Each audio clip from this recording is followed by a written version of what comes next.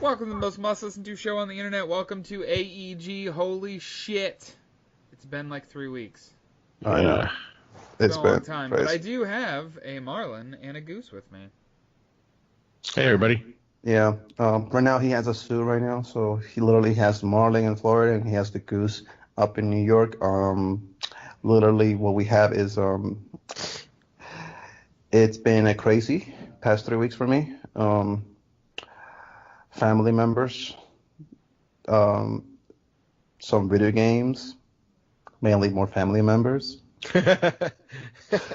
It's just like when you have the entire when you have your aunts and cousins and grandma and uncles visiting you for like 3 weeks, it's just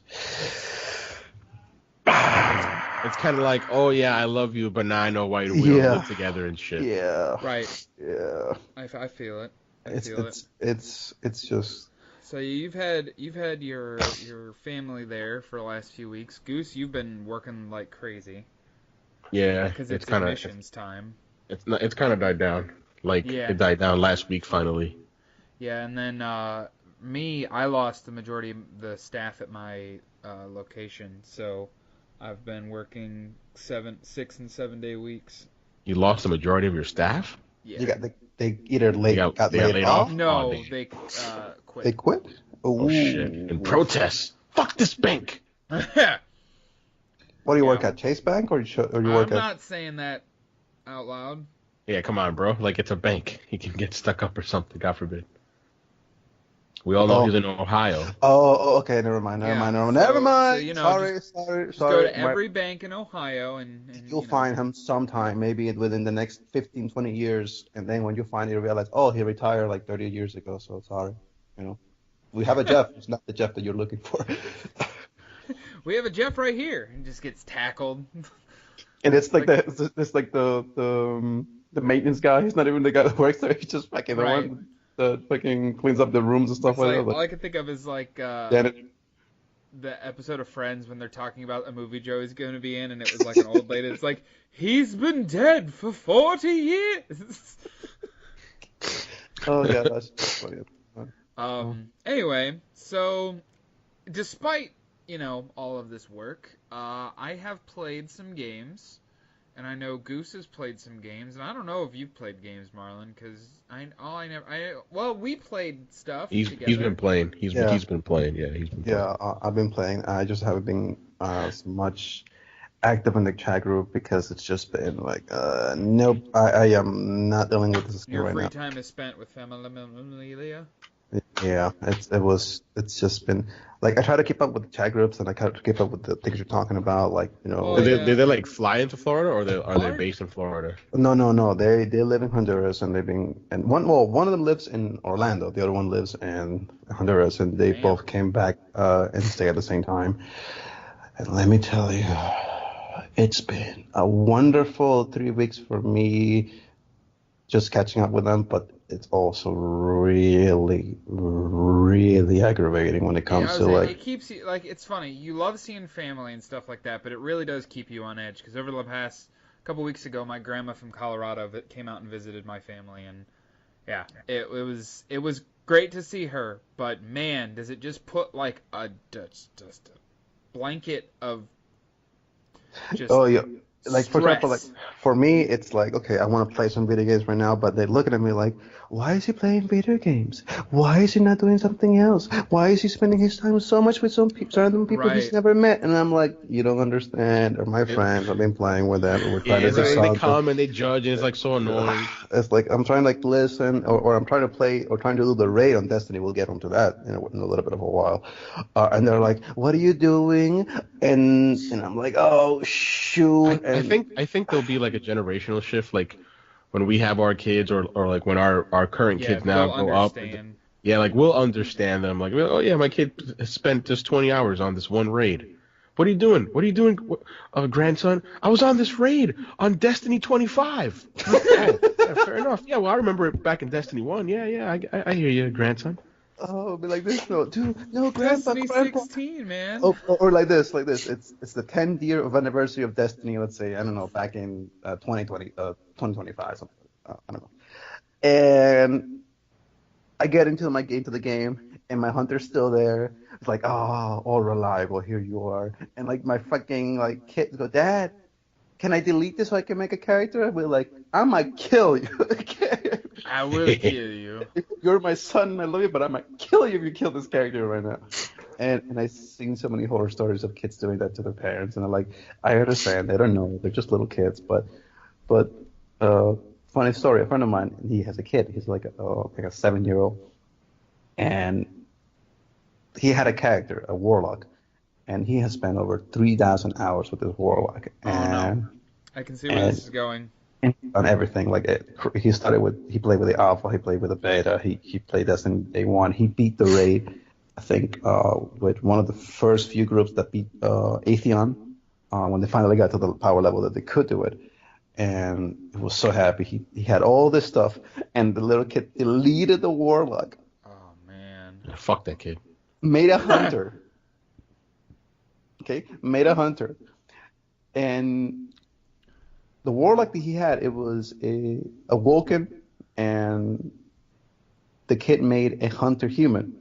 So now whenever the dad plays in Destiny 2, and he plays with a warlock, he makes sure to kill every hunter that he sees on fucking PvP. And the kid says, and he made the kid have his own account, and he made the kid says, you only play warlock or titan. We have no hunters in this house.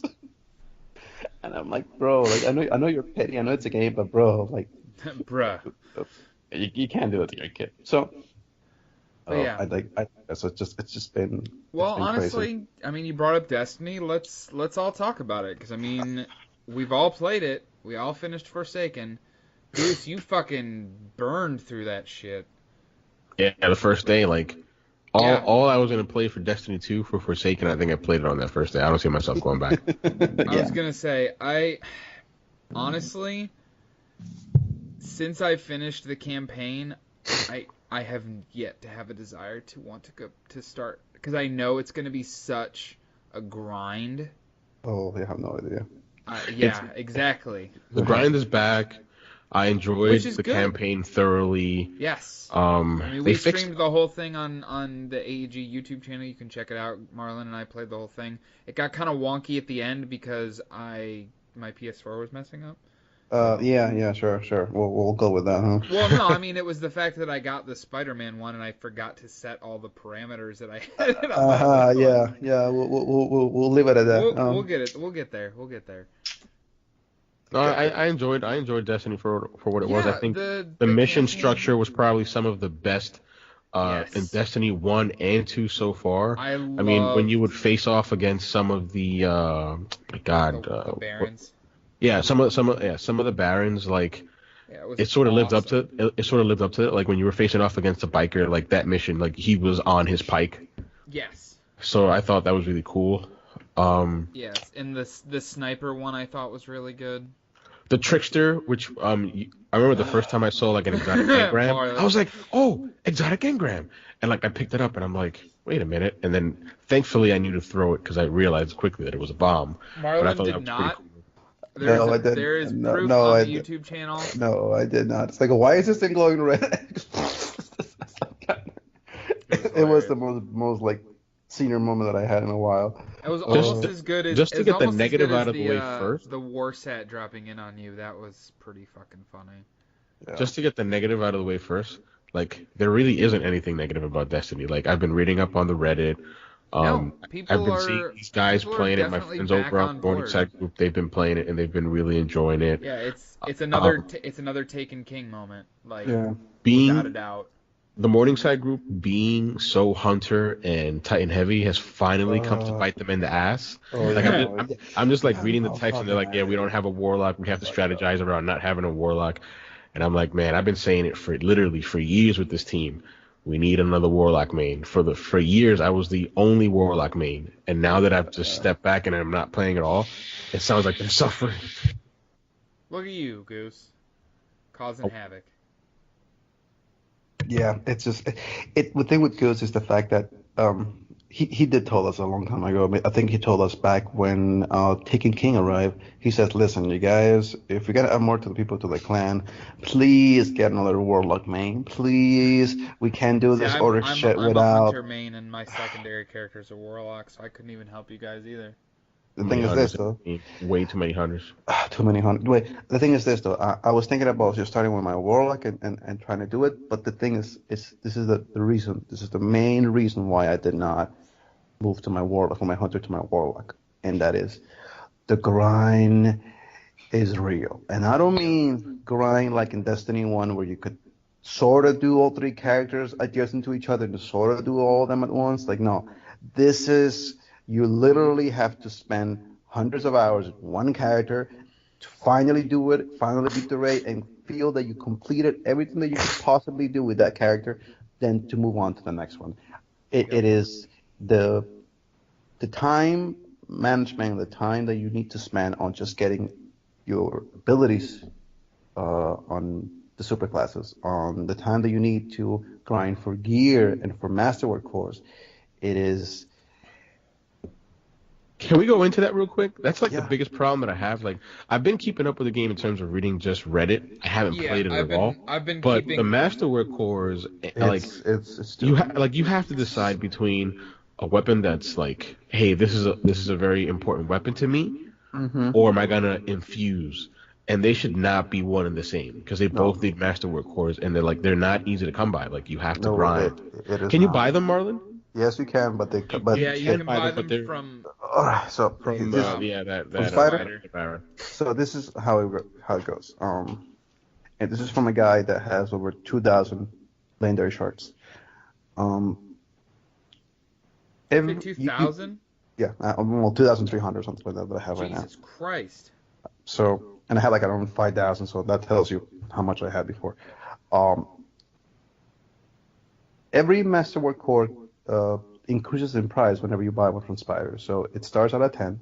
The next masterwork core that you can buy then goes to 20, and then goes from 40, then 80, then 160, then 320. Jesus. Every single time you buy one, it doubles in price, and then it resets back on the next day. So the next day it will go back down to 10.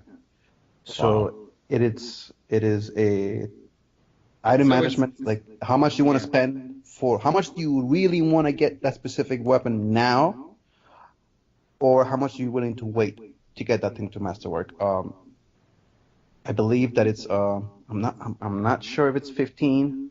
I could be wrong. It could be 10 masterwork cores that you need, but I know that it's around. That is a lot of masterwork cores that you need to actually upgrade it from a regular to plus 10. And even then,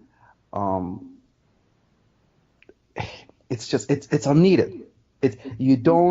Masterwork cores were meant for masterworking a weapon or a piece of armor. It was not meant for infusion material. I think the biggest problem is just the fact that there are so many, like, you need so many materials, period, to infuse now. The materials, I'm okay with that because the masterwork core is the biggest thing, really. Because materials you can get. Yeah, they're the hardest to come by. Because if you play Destiny like the original Destiny, like I did, you had your routes that you did every single time you went to a planet. Okay, so I'm doing this route to get, the Venus materials. I did this route to get the Mars materials, to get the relic iron, to get the what do you call this? Spin metal. Yeah, the spin metal from Earth to get the Orbius orb, something from Venus. In any case, you had your routes. You knew you could get it. You could get 200, 300 of those materials like on the spot, like for a couple of hours. There's no grind for that. Just grind for that now. I get that. I have no problem with that. My problem is that masterwork cores are so hard to get. It's like we're back in the same bullshit of House of Wolves, that you needed to get the etheric light to be able to, etheric light. I forgot all about that. That was such a pain, man. I did too, until you just said something. To get that fucking thing to finally, completely, upgrade to the max. So it's it is artificial difficulty in the sense of that it is not up to you. It is not like, okay, so if I did this thing 300 hours, I'll get this amount of materials. No, it's like RNG. Okay, so if I dismantle this weapon, this may come with a masterwork core, or it may not. And you have to just play and play and play and play to get at least 10 masterwork cores, to at least maybe infuse something decent into your things. And yes, I get it. Bungie did it to make players realize, listen, do you really want this weapon, or do you really need this weapon? See, so that makes sense. Like, in terms of the masterwork cores, like to make a weapon masterwork, that makes perfect sense to me. Like, hey, this is supposed to be difficult. You have to grind for this. But I don't understand why that same currency needs to be used for infusion. I don't even know why they touched infusion to begin with. Like, you should have just left it as it was. If you would have put infusion with just planetary materials and legendary shards and glimmer, I'll be okay, because it just and I understand that the reason why they did this was because it was meant for you to do the raid, because the raid armor does not need masterwork cores to infuse. Okay, some exotics do not need masterwork cores to infuse.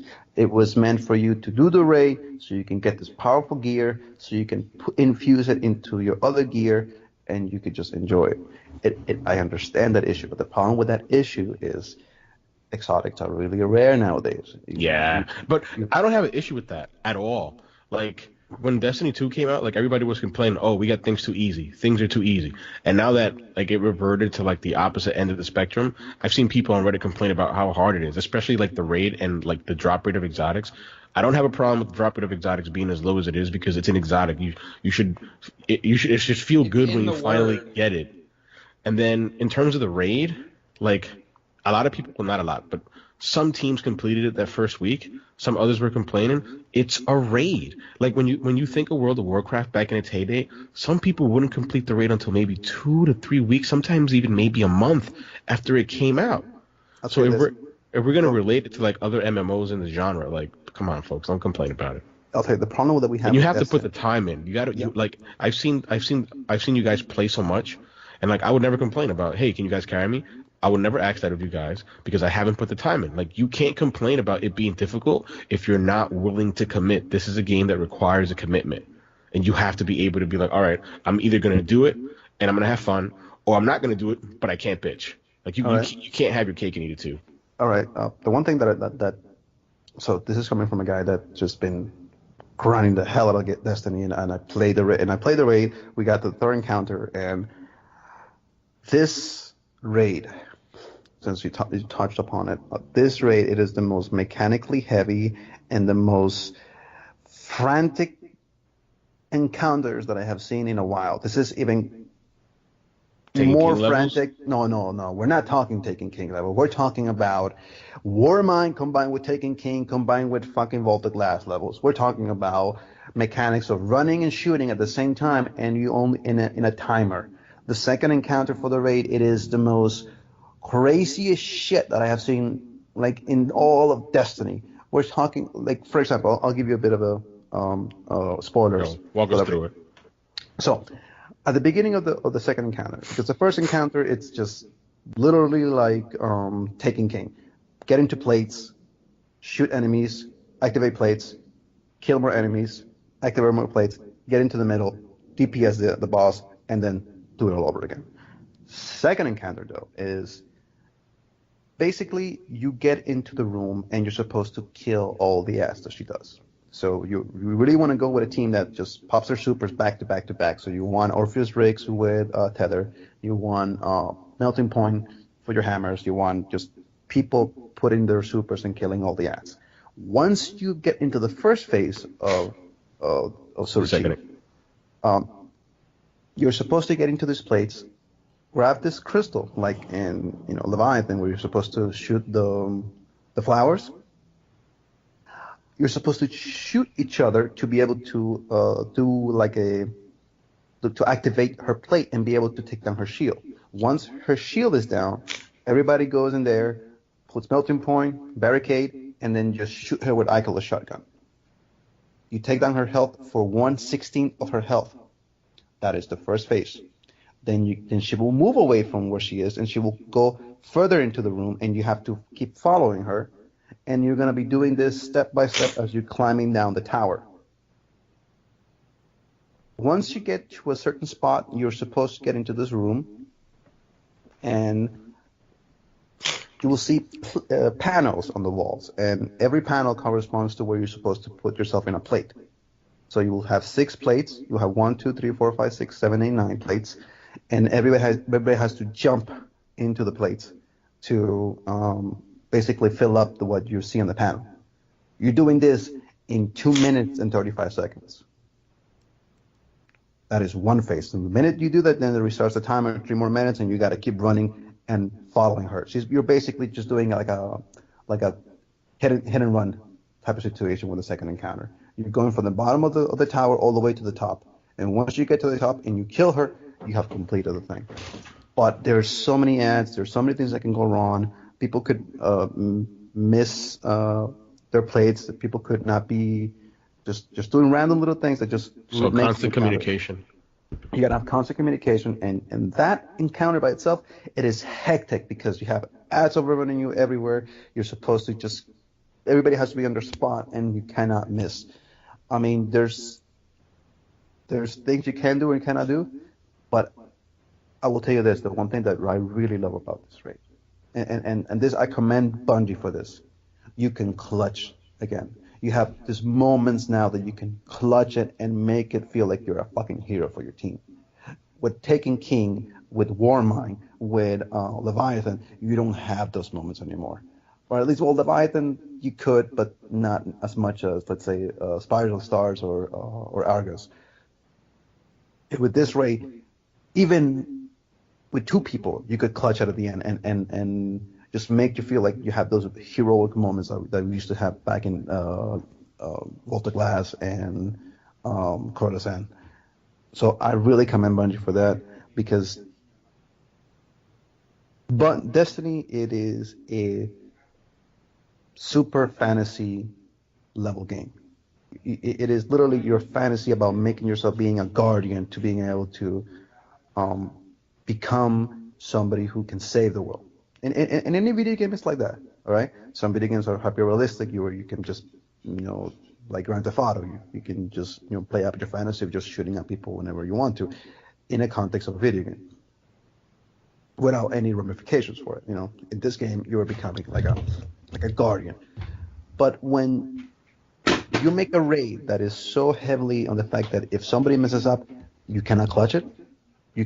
Nobody can beat it without the 6 people there. It ruins the fantasy level on that. But the fact that at this rate you can do it, it is so rewarding when that happens. It happened to us on the first encounter. We have fucked up on the plates and getting into the rooms we were supposed to, and 3 of us die, and then 2 other people die, and there was only 2 people left. I think it was Peasant 69, one of the guys, the randoms that we got from the LFG, and I think it was either Andrew or Lee. I'm not really sure at the moment, but it was them. It probably was Andrew. It was just hamming them on Swtich, on Kali, and they got her with like 3 seconds to spare, and we were just like laughing and crying, like, "Yeah, we did it! Yes, awesome!" And it's those moments that I'm glad to be able to do it with the raids nowadays, because it's something fun. And somebody who hasn't done a raid, or being in a group of 6 people, 8 people, 12 people, it is very difficult to communicate with just 3 people. Yeah, it's difficult to communicate like with your own friends that you've been raiding with for years. So just imagine like random folks that you just recently met who may not be adept at taking instructions or let alone following instructions. So it is those moments that just makes the raids so worthwhile. So I understand the difficulty of it, so I enjoy the fact that Bungie said, you know what, we're going to make this raid difficult. We're not going to cater to like the casuals. To the casuals, because they are not the core members of Destiny. They're not. They are there to basically say, hey, listen, this is, if you really want to play this game casual, you can play it. If you want to just do patrols and just do strikes and do a little bit of PvP, you can do that. But the raids are meant for hardcore players that understand the significance of communication, teamwork, and just the responsibility of taking care of yourself and your own, um, jobs. So if you are meant to be the DPS guy, you are meant to be the DPS guy. And if you cannot do that role, somebody else will come and take your role. You're supposed to just be on your toes whenever possible when it comes to the raid. And I'm really happy for you guys. Like, I see you guys play, and I know Andrew was like, "Hey, man, you got to get back on it." And like, I'm just like done with Destiny. Like, exactly. it's nothing that the game did itself. Like, I told on the group chat, I was like, I'm not gonna dump on it. I'm not gonna shit on it because they actually fixed it. Like, Yeah. Destiny 2 is now a continuation of Rise of Iron, really. Yeah. Like when their last expansion was Rise of Iron and Destiny 1, and it was like they finished on a high note, and then we thought Destiny 2 was that, and it wasn't. It wasn't. And I'm just like, it's cool. They fixed it. It's a continuation of Rise of Iron. It's fine. The grind is finally back. Things are difficult now. You have to invest. You have to think about it. You got to strategize. You can't just brute force your way through it. But it, like playing Spider-Man, like I played Spider-Man and I beat it and I platinumed it and it had so much fun. And then I was like, all right, it's time to go back to Destiny. And I was like, wait a minute. I got Tomb Raider. I had so much fun. Sure, I wasn't playing with friends. I was playing with myself. And I'll be honest, I am a loner in that sense. I don't mind playing with my friends. Playing with my friends is fun. The majority of the times that I've played on PlayStation 4 throughout the entire generation has been with my friends. But I do love my single player games. I was like, you know what? I'm done with Destiny. Yeah. Like, I'm just like, it's nothing against the game. You have apathy for it. Yeah, they had their chance when the game first came out, right? And now a year later they got it right. And hey, at least they got it right. But I'm just done with it. Yeah, it is the same situation that I had with Final Fantasy 15. It's the fact I beat it, I platinum it, and I enjoy the game immensely. Yep. But the problem that I had with the game was that if they would have released the way that the storyline is made in Final Fantasy 15, it doesn't make you want to go back and play the DLCs. The DLCs. I still have yet to play the DLCs. The DLCs for Final Fantasy 15 are meant to enhance the storyline for the main game, but if you play them adjacent to each other while you're doing the main storyline, if you play this main storyline and you're completing and you're platinum and then you go back and play DLCs, it just makes it feel redundant because you know what's gonna happen.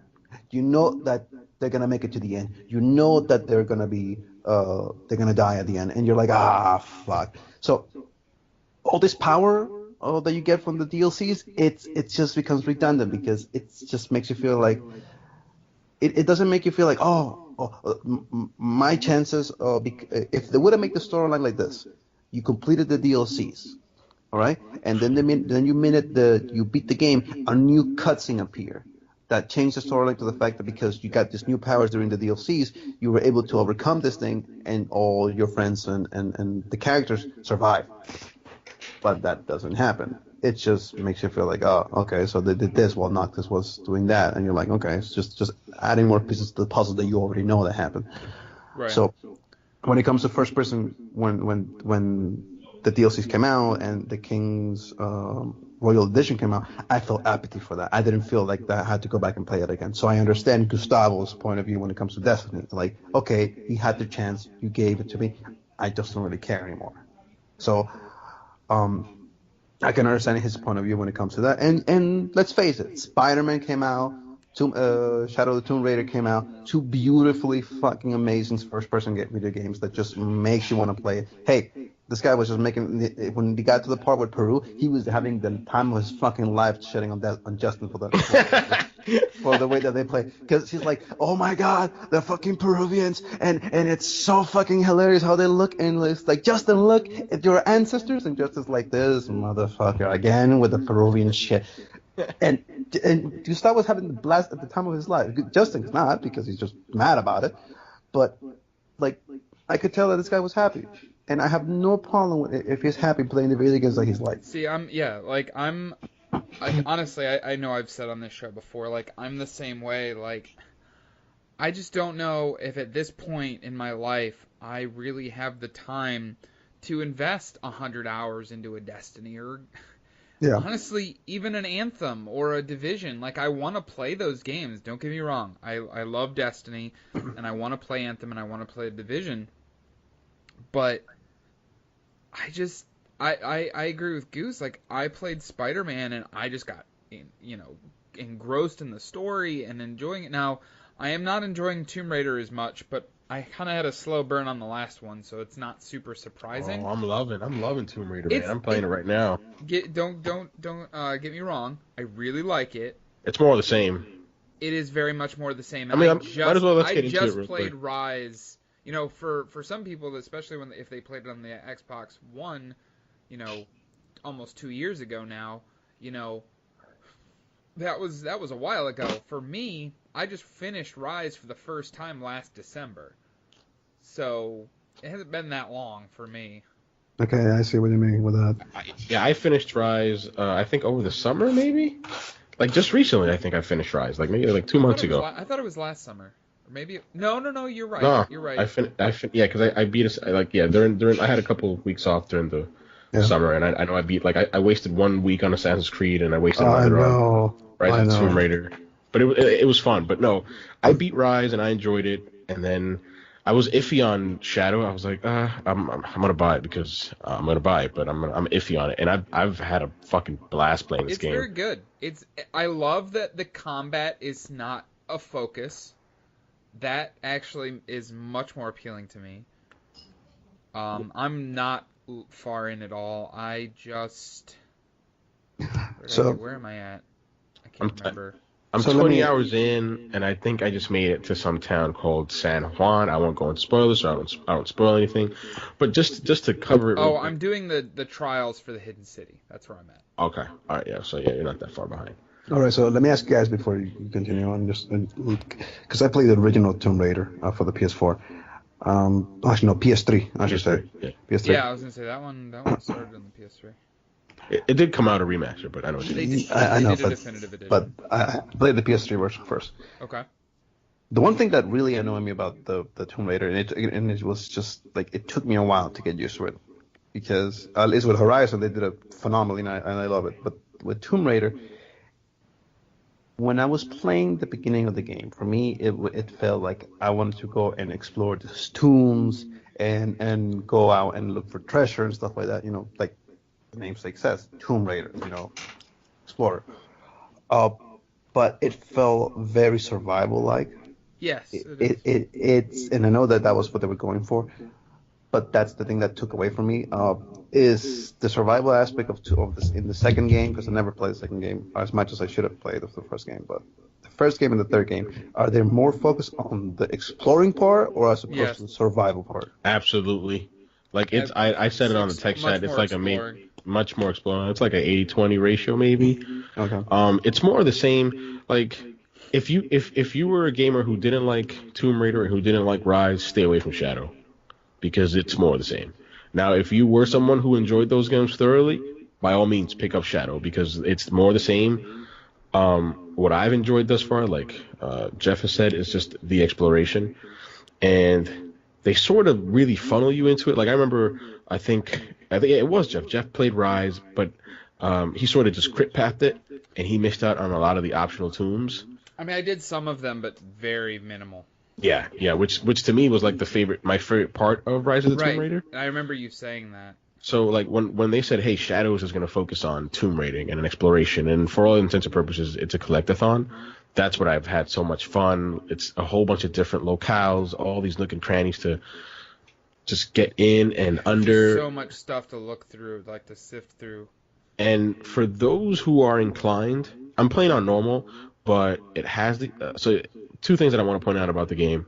One is a good thing, one's a bad thing. It has varying levels of difficulty. So you've got your regular normal, easy, normal, hard, super hard, or whatever.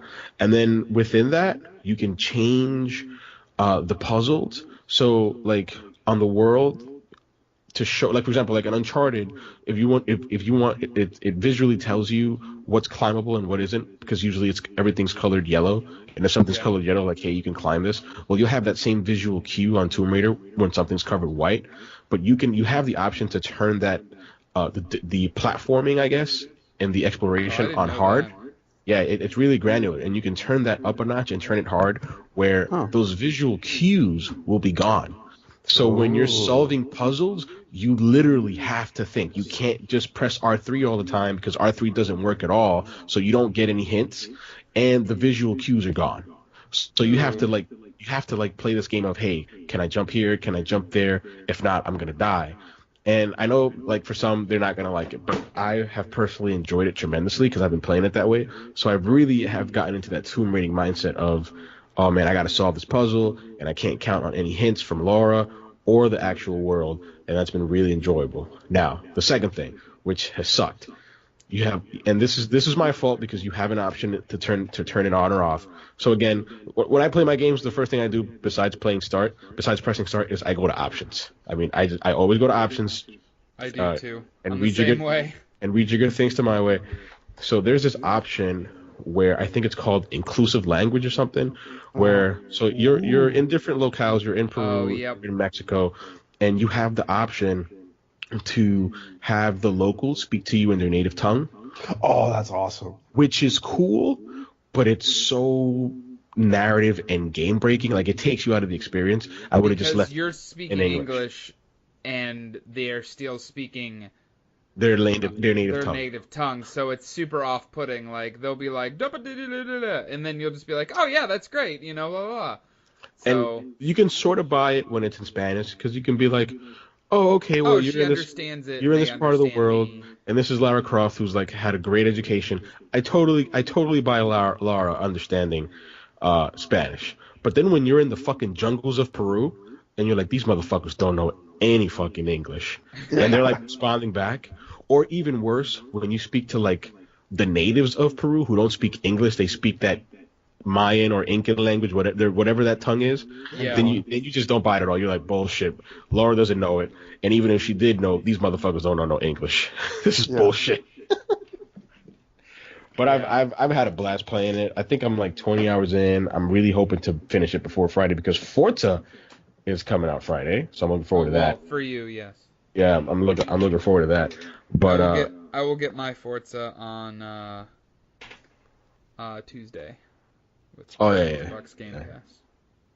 Oh yeah, that's right. Yeah, it comes out for the regular edition. Honestly, like for me, it's.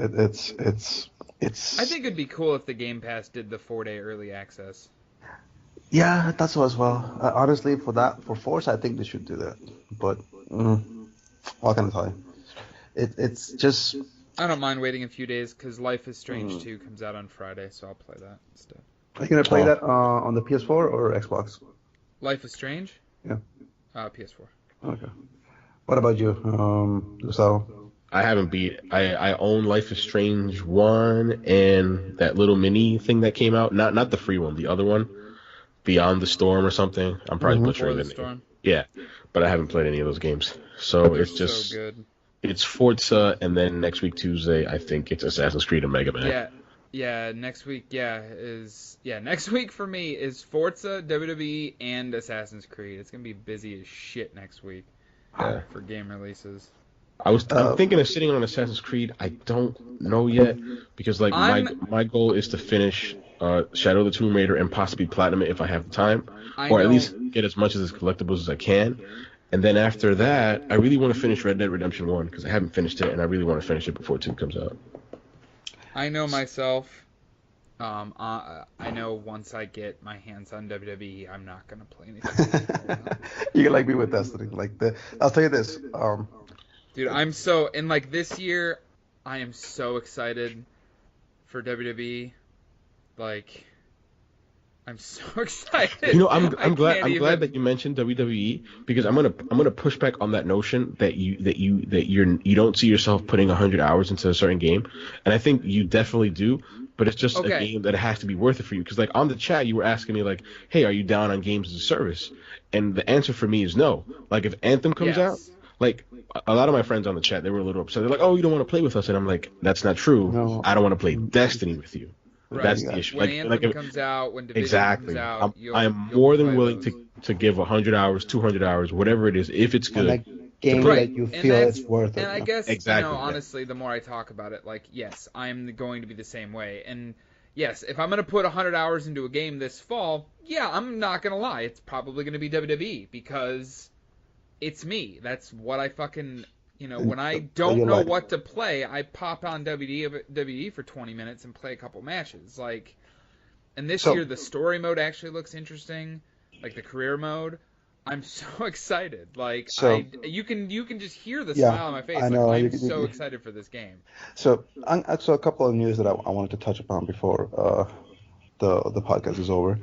Well, I mean, that was basically just I know. We're gonna drop into the news section here right now. So exactly. So I want to ask you something. Do you guys any of you guys saw the Death Stranding Tokyo game trailer? Oh my god, it looks so good. Troy Baker's in it. It looks like some shit out of Bloodborne, man. I know. I have not had a chance to watch it. Looks so sick. Do yourself a favor. Go watch it now. That trailer. It is insane. I thought that Death Stranding, for me, the first few trailers, I was like, okay, this seems a little bit creepy, a little bit weird, but I don't know if it's gonna look like an exploring game. But this trailer just like, oh shit, I want to play this game. What? And then like when it opens its mouth or whatever, it looks like a black anus. I know. That shit looks awesome. It looks sick.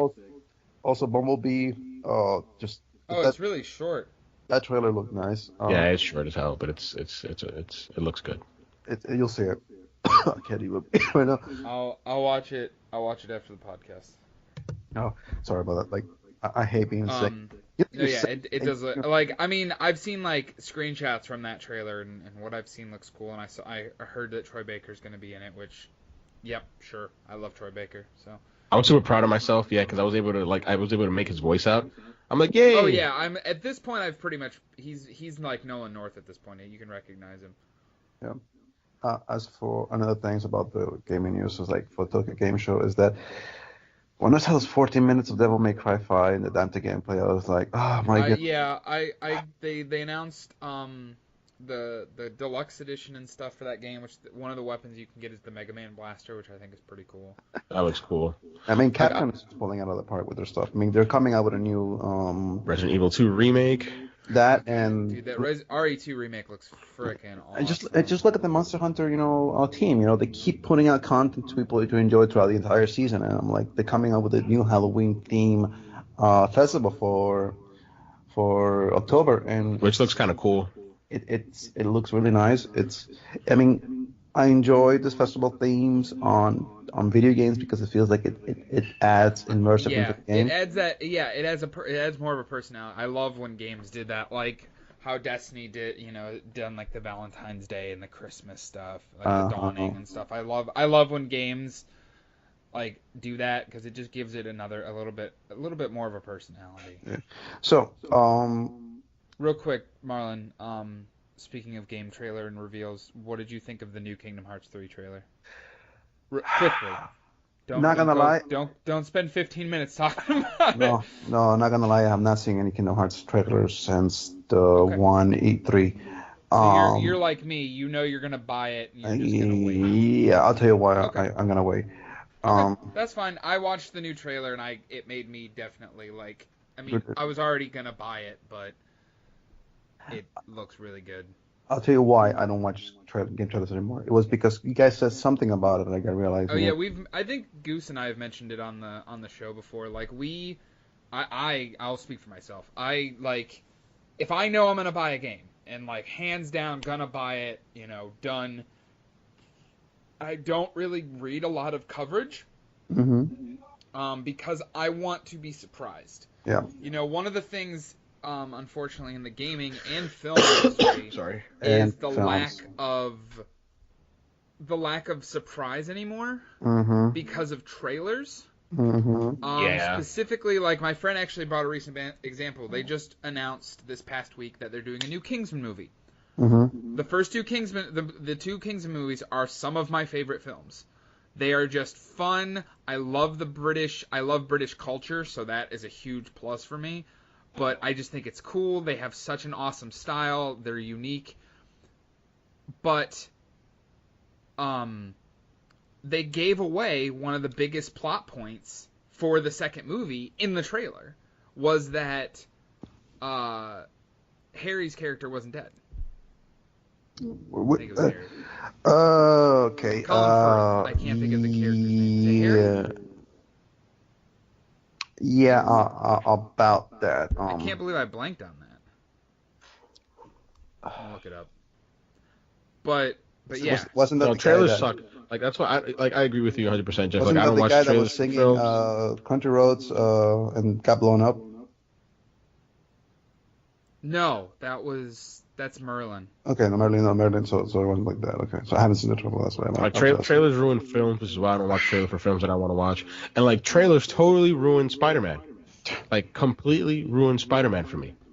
Like there is a certain honestly, character there, and I'm the like gameplay demo. Like not super spoiler, Marlon. If you watched the footage, I think it was this past year at E3. Like, that part in the game that they showed when you're going to the raft is like 2/3 of the way through the game. That's insane. They showed that. Yeah, but there was a certain character that they showed in the trailer that I totally hated. I was like, when I saw that trailer, I was like, oh great, I know this character's in it, and now I know that he's going to become who he's going to become because he's who he is. Duh, and that's exactly what happened. I was like, this is bullshit. Are you talking about Milo Morales? Are you talking about Miles Morales? Nah. No. Okay, so never mind then. Okay, so the one thing. Although there is a crazy ass scene with Miles Morales, it's fucking cool. All right, yes, it is. Is it the credit scene? Mm-hmm. Yes. All right, so one thing that I'll say this about that I'm you guys really said, trying to dance around spoilers because I'd love to talk about the I ending of that I game. know. Like honestly, after the podcast, I'll go away and you guys can just go ham on that. I don't really care anymore. But there's one thing that you guys said that made me think. You know what? They're right. Was when you guys were talking about the trailers and when you want to buy something, you know, you're gonna buy. You don't care. You don't want to hear any more news about it. So it happened to me with Deadpool. So with Deadpool 2 specifically, I watched so many trailers for Deadpool 2 that by the time the movie came out, all the funny scenes in the movie were not funny. I already had seen them in the trailers. Yeah. And I thought, this ruined the movie for me. Like so many good jokes were ruined because I knew when they were coming. I knew this was gonna happen. I knew that this was already in it. And when I remember specifically when they came out with the Kingdom Hearts 3 trailer, it was that, you know what? I'm done. I am not watching this anymore. I am stepping away from Kingdom Hearts. I am going to buy it when it comes out. I've been waiting over 10 years for this stupid-ass fucking game, and I'm not going to have it ruined by trailers that may or may not even be in the fucking game. Because that's what really pisses me off when I see something in a trailer and I go, oh, shit, that looks nice. I can't wait to do that in the game, and then they cut it off, and I don't do it. It even pisses me off even more when that happens than if I see it coming. Right. So I said to myself, I'm not gonna watch any more trailers for Kingdom Hearts. I am done with it. I think you just have to take a stand, like seriously, and just be like, I'm not gonna watch any trailers. Like it's worked out for me with movies, like movies that I know that I'm gonna see. Like for example, like when it started with me, honestly, with Rogue One, because like Episode 7, Star Wars was like so spoiled for me that like it made me upset. So I'm like, you know what? I'm not gonna watch trailers for movies that I'm gonna see. So like Rogue One, Episode 8, I didn't see Solo in theaters, but I didn't see any trailers at all. So when I finally saw those movies, I was like, oh man, this is awesome. I'll tell you one that I haven't seen. I have not seen any Captain Marvel trailers. I'm gonna go in there blind. I don't know what the hell they're talking about SJWs. I don't really care about what they're saying about SJWs. I just want to see what is the continuation of how she fits into the whole Avengers 4 thing. So Brie Larson is sexy as fuck. I did. I did watch that trailer and it looks really fucking cool. I know, but for me, it's Oh yeah. I'm just gonna Well, do the same like thing. Step with away from Red Dead, trailers and just enjoy it. going back to games like with Red Dead Redemption 2, I was looking, um, I was like all these websites posted stuff, like posted previews about the game this past week. Like they kind of lifted the veil, and all these media outlets got to play, actually play, sit down and play a couple hours of the game. I didn't read any of those articles because I know that as soon as I get Red Dead, I'm gonna do nothing but play Red Dead. Took the week off. I got the week off for that one. Yeah. You lucky son of a bitch. Well, all I can tell you is this, though. If I didn't lose half my staff, I probably would at least take you more than probably would be playing. I asked off for the release day, but you see, Jeff, the problem that you have right now is that your staff quit. Okay, as opposed to the people from Telltale, where they staff told them. Yeah. That's a great segue. Great That's segue. Awesome. So, okay. Basically, when I was like, I'm sorry, but like, how do you get hired into a job and not look at the contract that says, hey, listen, we're not gonna compensate you money if we go under. Like that for me would be like a big red flag that says, yeah, this might not look good in the foreseeable future. But I'll tell you this. I find it funny that a video game company that makes video games where your choices heavily impact your experience in said game, and it tells you, hey, listen, if you follow these choices, really bad things will happen to characters that you really care about, So you might want to think about what you choose. Does not realize, hey, if you do really bad choices, your company can go under. Really choose what you do about that kind of stuff. You will think that a company that does about the morality of video games will learn, yeah.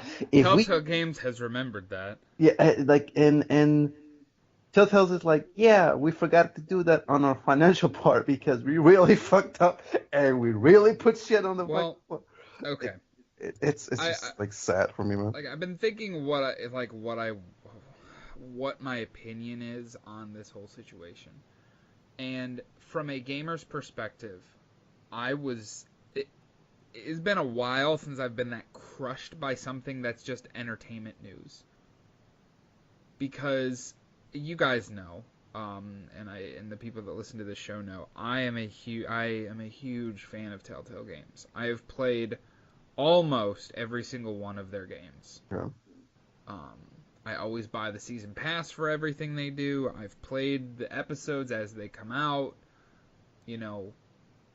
I was just like, it was just crazy to think that this company, even the series, like with Walking Dead, possibly getting canned like a quarter of the way, halfway through the final season. Which, Goose, you sent me that tweet right before we started recording that there's a possibility that other studios are going to back them up and basically give them the resources they need to finish. Maybe, yeah. Possibly. I mean, it's still a big if. The only thing I could think is is another company would scoop it up, buy out the assets or whatever, and release it under a different publisher. I'll be honest. And even then, that could be months. I'll be honest. I'm going to push back on that a little bit too. Again, I think the writing was on the wall. I mean. Oh, okay, and that's kind of what, like, I read, like, today actually at work. I read an article that The Verge wrote back last year, November, about their business practices, and I mean. It's unfortunate, and it's one of my favorite studios, but the writing was on the wall. Yeah, if all that stuff that they posted in there was true, the writing was definitely on the wall, and it was only a matter of time before the bottom fell out. I think I'm a big fan of. It's unfortunate that all those people lost their jobs, because you never want to see that in this industry. I mean, we just had, what was that Capcom studio? Capcom Vancouver. Yeah. From Dead Rising. The Dead Rising people. I didn't realize that was the Dead Rising arm of Capcom. Yeah, and that was their only Western studio too. So like now they have absolutely no Western presence at all, which is kind of crazy. It is crazy, but that's neither here nor there. But we're talking about Telltale. But go ahead, Goose. Go ahead and. No, you're right. Like the writing was on the wall. I mean, I'm a big fan of gamesindustry.biz, which is like this sort of, I don't want to say it's like an insider website, but it's a website that focuses more on the industry and the making of games and the people and the personalities behind the video games as opposed to just the games themselves. I love that website. And I think there was an article last year where because of the issues that they had with personnel, there was a new CEO brought in to Telltale, and he immediately cut 90 people. And I don't want to call myself a veteran of the game industry, but as somebody who has followed it for years, studios just close automatic. It just happens. There's a lot of churn in the industry. So when they came out and said, "Hey, we're gonna fucking close down," I was like, "Oh man, that sucks." And also their business practices weren't. I'm not a business person, so I can't speak. I would say that when you flood the market with the same type of game, that was my. Jeff is the exception. There are people who buy their games, and I'll be honest, I buy a lot of their games too. Not necessarily because they're good or because I like them, but because they're easy platinums, right? Yeah. And they're cheap. Except for the new season, they didn't do the same way anymore. Season, which one? 4? The last one? Yeah, the final season of The Walking Dead. It's not. Beat this chapter. It's actually doing specific things. A lot of hidden trophies in there. Which is kind of cool because they were starting to pivot away from what was old. Exactly. It was too little, too late. The new season of The Walking Dead was one of their the most different approach that they took to that franchise. And it's of course A, it's the final season, and B, they're not going to get to finish it probably. Yeah. I hope they get to finish it. It really sucks do too, for because folks I paid. I mean, I understand when you pre-order something like that digitally, your money's going up front, but they can get sued though. They can get sued for that. To not give people's money back for people that paid for it. So I think it's in their best interest. I mean, I spent $20. I bought the season. I'll tell you this. We were talking about how you felt about gaming news when it comes to companies. When you heard the news that Telltale went under, you know what it reminded me of? It reminded me of when a Clover Studio closed down that did the Beautiful Joe series. When what is this? The studio that did Kingdom of Amalur, 38 Studios. 38 Studios. Yeah. Segway. It's I can tell where you're coming from, because when I saw them, man, so many good companies that I know from my childhood that are no longer relevant or no longer in just there, like Cavia, who created the Drakengard series, and Nier. It's sad, but it's also but look at Core Designs. Core Design went under back in 2006, and they created the original Tomb Raider series. So yep, it's Crytek UK. They created Time Splitters. It's sad, but it's a business at the end of the day. And if you don't manage your numbers, you don't manage your staff, you don't manage the way that you're doing, if you keep creating crappy content at the end of your cycle, no matter if you did great things at the beginning of your company, if you don't continuously put out good products and good, wholesome business model practices, you're going to go under. And either you're going to go under or you're going to be acquired by another company who knows how to do their shit. And unfortunately, it's sad for Telltales, but anybody who does or knows about business practices knows that this was coming from a mile away. You knew that they keep making really expensive looking games, in the sense of this takes a lot of man hours, takes a lot of actors, takes a lot of voice people that does all this type of things, and you need to pay them. And then just the IP that they were working with, numbers are not there. Yeah, if the numbers aren't there, that sucks too. But the IP that they were working with, if you look at their entire portfolio, they were working on other people's IP. What does that mean? They were licensing fees. They were paying other folks to use their IP. Walking Dead, Stranger Things, all the Marvel stuff, Batman, The Wolf Among Us, which is a DC property. Telltale owns none of that. That is not their IP at all. it was the same thing that happened with Microsoft, and well, the same thing that happened with Nintendo and Microsoft is the fact that they didn't own these things, and they were just trying to sell a product that belongs to somebody else, and most of that money wasn't going to their internal studios; it was going to the owners of the IP, and they were getting. I'm pretty sure they were getting like a percentage of the sales, but well, yeah, the numbers weren't there to keep feeding the machine. It was at one point it was going to break down, and I feel bad for the people, and I hope that the people from Telltale's find other jobs in the better studios that have much more calm and less turbulent business side of deals when it comes to that kind of stuff. But it's This is gonna sound super corny. Go ahead, but I'm sorry. it's sad, but at the end of the day, it's life, and I feel bad for the people, but I hope that you can bounce back from that and find better studios from that. So that's my take on it. It's gonna sound super super corny, but one of the coolest things about the video game industry is that usually like when a big development house like that falls down, a lot of the developers make their own businesses, which go on to make great games. Yeah. Like, for example, like Looking Glass, which made System Shock, right? Some of those folks went on to Irrational to make BioShock. Some of those folks went out to Arcane Studios to make the Dishonored games, right? As a matter of fact, I can use Telltale. Telltale, we had Sean Vanneman and that Rodkin guy. Yep. They left, and Campo Santo, and they made fucking Firewatch. One of my favorite games that year. So hopefully, although it sucks that they lost their jobs, some of these folks will be able to regroup. One of the other studio heads for Telltale went on to make Oxenfree. Tell you that, man. Oxenfree is a really great game. I'll tell you that. Mm-hmm. It's unfortunate. It's unfortunate, really but I hope that people can bounce back and just make better games.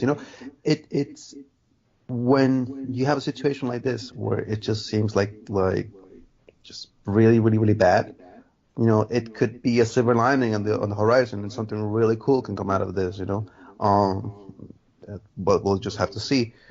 It just reminds me. Actually, you know what? When they said that Telltale was going on, you know what? The first thing that popped into my head. Lehman Brothers. Lehman, oh my God. Man, that is the first Marlon. I wanted to use that reference, but I was like, that's like super nerdy and stupid. Like, I'm gonna come off like an elitist. I don't want people to think I'm a snob, and you come out and mention it. It's like I thought of Lehman too, and I showed you something about Lehman Brothers a couple of weeks ago, right? I know. No, a couple of days ago, I sent to the group chat like a video on Lehman. So disconnect from the top part from the bottom. It's like, bro. Did you watch that video, Marlon? I was like, where's Marlon? It was such a big, like right now, if you look at the thing that happened with Lehman Brothers, it's the same thing that happened with Telltale. There's such a big disconnect from the top people, the CEOs, the top and from the bottom, and Dick Fold, and it's fault, and it was just bad management. And if you want to be a CEO of a company, if you want to be the shareholder, you have to just always be on your toes. The reason why I hate making this fucking comparison, but the reason why Apple got the way it was because Steve Jobs was always there working his butt off until he got fucking cancer and killed himself. But the thing is that he was always just on top of things, he would never make his company the way they're doing things right now. He would never say, "Oh, we're gonna make a bigger version of the same phone." He would never do that. He would just. I just ordered one for my mom as an early Christmas gift. I ordered it last week. It's like when you have somebody like that, the visionary, they know they have to be on the top of their game.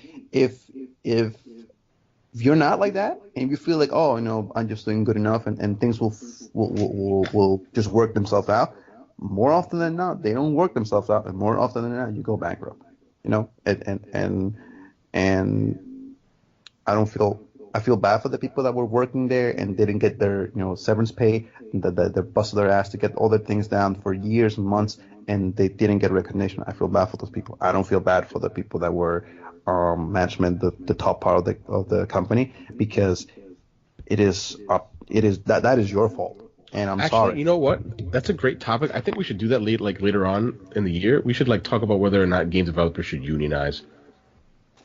Okay. Like, I'm cool do with you talk that. about like the actual like makers, like the developers and stuff like that? Yeah, Or you talking about? developers. Yeah, like Yeah, Jason yeah. Schreier is like super into that topic. Like he talks and They constantly they writes should, about it all the honestly, if fucking you time. ask me, they should.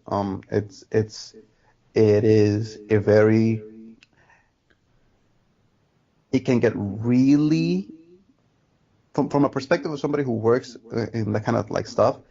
More often than not, the top CEO things they don't really do as much as you think they do. It is mostly the bottom feeders that they bust their asses to get the things done correctly. You know, I remember there was oh my god, I can't remember right now the name of what is the developer of the Pokemon games? Game Freak. No, no, no, no, like the original, like the The card game? no, not the card game, like when I remember that the guy that created the Pokemon game, like they said that they couldn't do it, that there was too much code to be put on into the cartridge to be able to ship out in time, and he was able to create the code by himself that would allow everything to go in there smooth as possible and be able to be shipped out on the day that it was done. And he did it like in 24 hours. Yeah. And those guys are the ones who work their butt offs, and sometimes more often than not they don't get the recognition that they deserve. And they honestly sometimes they just like, oh, you got your code done, fired, you're out. And yeah, and people don't like hearing it, but I feel like they should unionize. I feel like if you have a union, then all these game developers will not take advantage of them as much as they do. Look at EA, for example.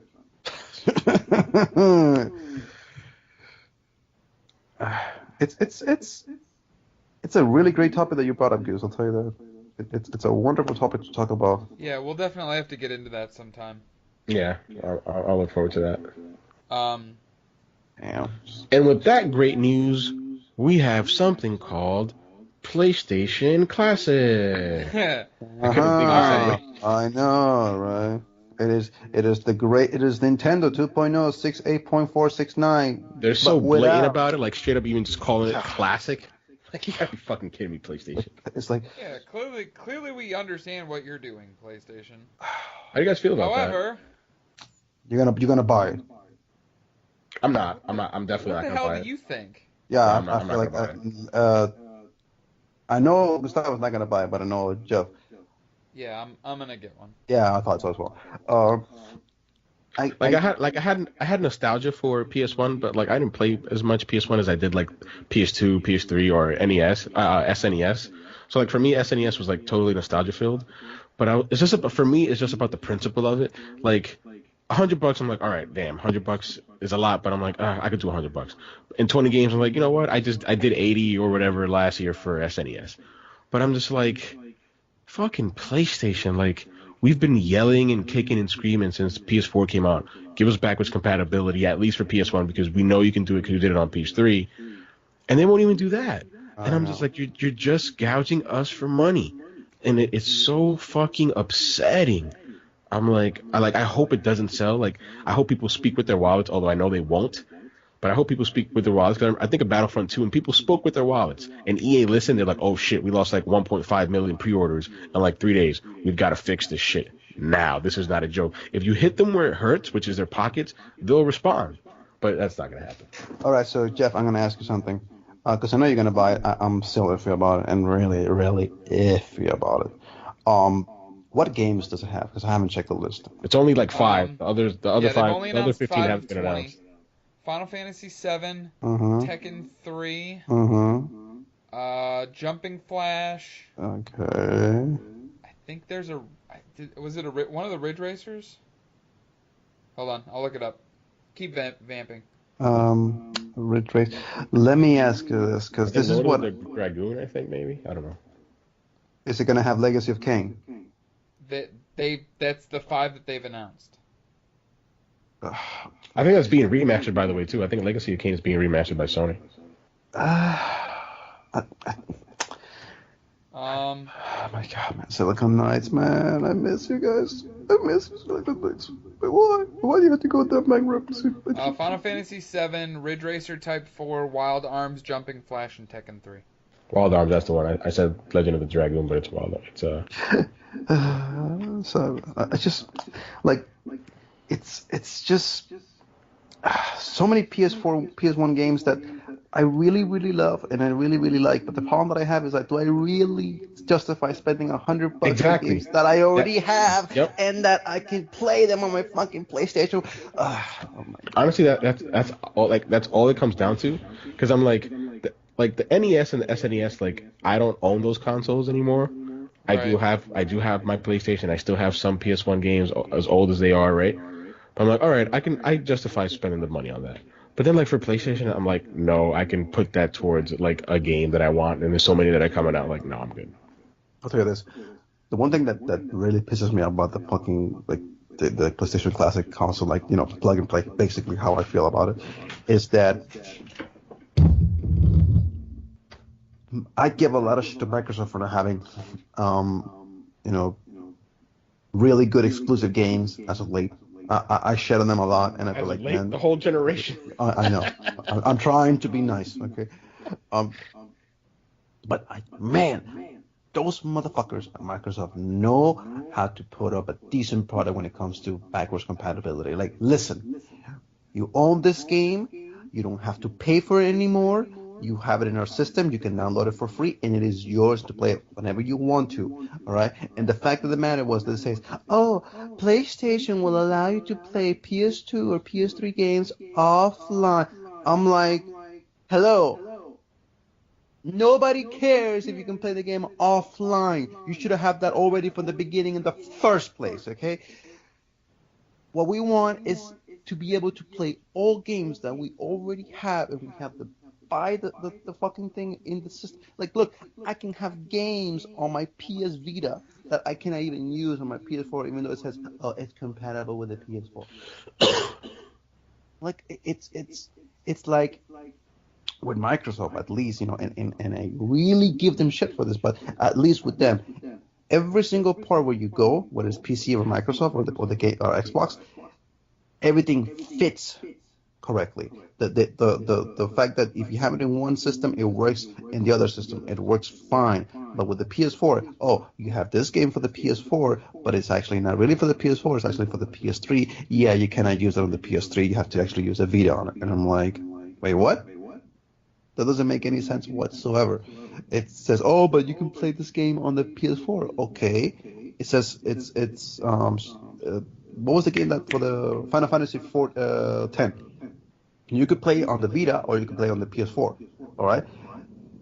It doesn't let you do that automatically. First of all, you have to send the file to the cloud and then the cloud to the game. And then if something happens on the cloud, then the game doesn't read it. You can't do shit. And I'm like, great. So now I have to start this game all over again because my file doesn't work. So it pissed me off when Dalton said, like, hey, Final Fantasy X is coming to the Switch. I'm like, yeah, I don't even want to hear that shit up to what happened with the PlayStation 4. And I don't want to hear that shit about their fucking cloud, because if I'm paying for a system in the PlayStation Plus and their cloud system sucks, I don't want to hear anything about the cloud system that's going to have for fucking Nintendo with their crappy ass shit that if something happens to it, my file is going to go off automatically. So, can we talk about that real quick? How bad the Switch Online shit is? Like the cloud save. If you guys want to, I've I haven't gotten it yet. So what happens? You lose your saves and shit. Like you get cloud backup, but like if you don't renew your subscription, like you lose them. Like it doesn't hold them at all. Yep. It's crazy.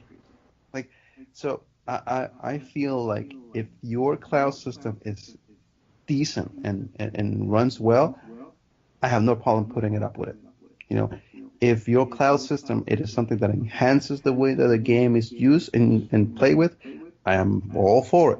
When your cloud system impairs you from enjoying the game, something happens to it, I have issues with that. I have really bad issues with that because it is no longer game friendly, it is company friendly. And when it comes to cloud saves and stuff like that, I'm up for the player, not for the company, because you're charging me for a service that you yourself are impairing me with it. It is not something that I chose. It is something that you chose for me, and now you're telling me that if I don't pay you for it, my fucking files are going to go off. It's crazy. That's stupid and asinine. Yes, it is.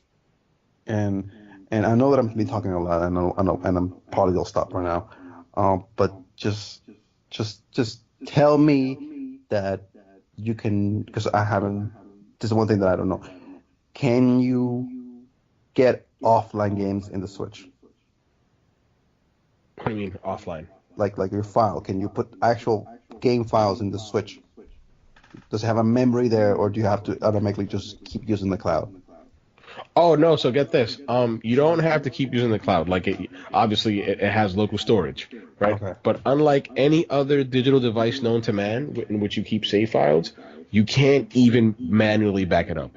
So let's say you're like, you know what? I picked up all the Korok seeds in Breath of the Wild. I'm not gonna get Nintendo Switch Online, so I'm not gonna be able to get a cloud save. But that's fine. I'll connect my Switch to my computer and manually back up my save. Nope. You can't do that because Nintendo is gonna Nintendo. Okay, so you're telling me that if something happens to the Exactly. I don't Ryan O'Connell from IGN had his Switch stolen. No, that's bullshit. His Switch broke, and he sent it into Nintendo, and he lost his, I think, 300-hour Breath of the Wild save. How? How can you justify this bullshit? How can you fucking justify? You know what? But he's like, I'm canceling my pre-order. I swear to fucking God. I swear to fucking God. If this wasn't a fucking Pikachu version of the fucking Switch, I would have sold that stupid shit like fit. You know what? I'm gonna have a fit. I'm gonna have a fit. You know what? I'm gonna mute my mic. I'll see you guys in about 10 minutes. Finished. All right. Well, that was kind of the end of the show. Marlon rants and is upset. Fuck Nintendo. Damn. Fuck Nintendo. Yeah. Well, I'll go ahead and end the show, I guess then. Sorry, it's just. No, it's fine. I get it, man. You don't have to justify. You want a fucking app to be able to talk to people, and now I can't even.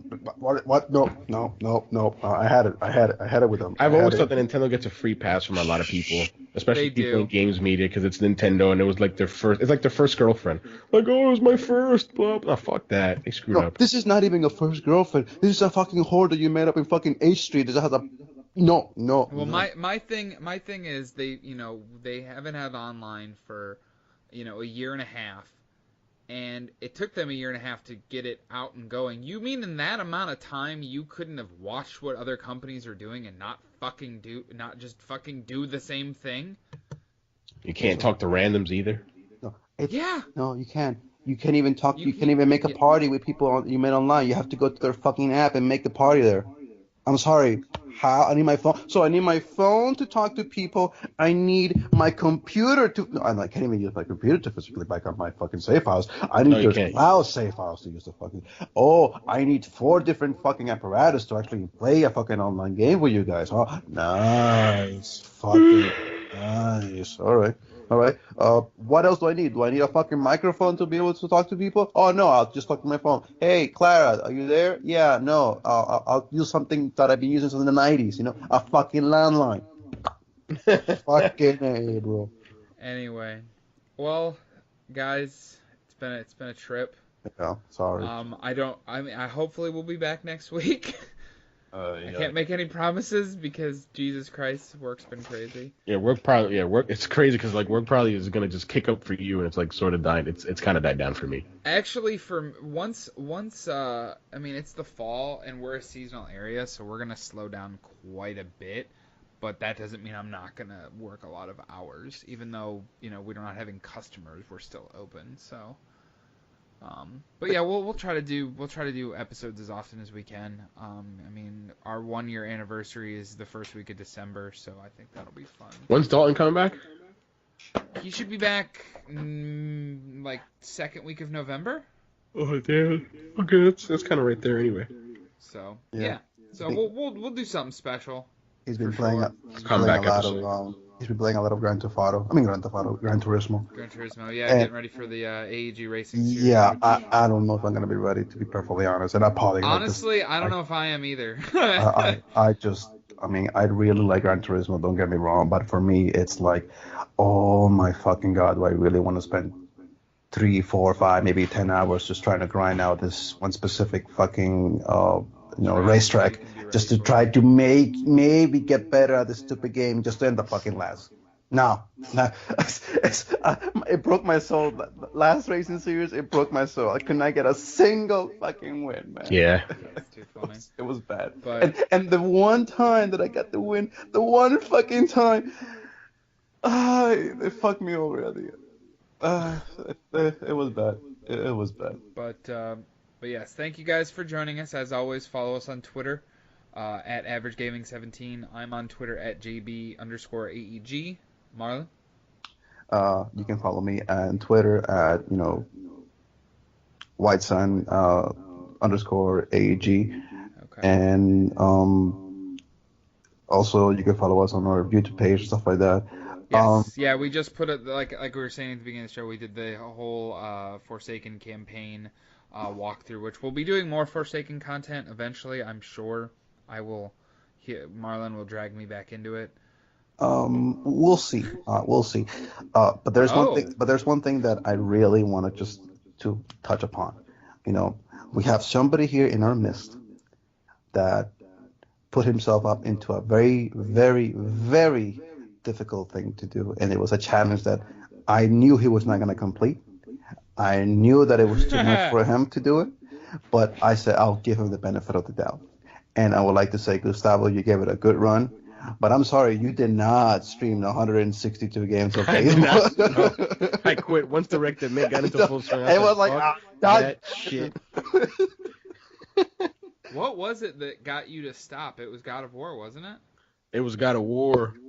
Yeah. Was it God of War? It was God of War, and then after God of War, you said, "Oh shit, I gotta." God of War came out in March. I played like 80 games, so I played like half a season, I think. Was it 80 games? I can tell you. Hold on. Continue talking, and I will tell you. I forget. It was too much because I knew that it was. It was in the high to mid 70s. I'm pretty sure. Yeah, I probably didn't get to 8%. It was probably like. It was not God of War. I don't tell you exactly what. Yeah, because I'm like, I don't think it was God. What was it? It was his job. It was one of those. It was your job. It was one of those weeks where he was completely filled with work, and he was like, you know what? I don't want to talk to anybody. I don't want to play anybody. I just want to go home and sleep. You were at game 74 was the last game that you did. Yeah, look at that, 74 games. That's what I did. Yeah, so like 6 away from 80.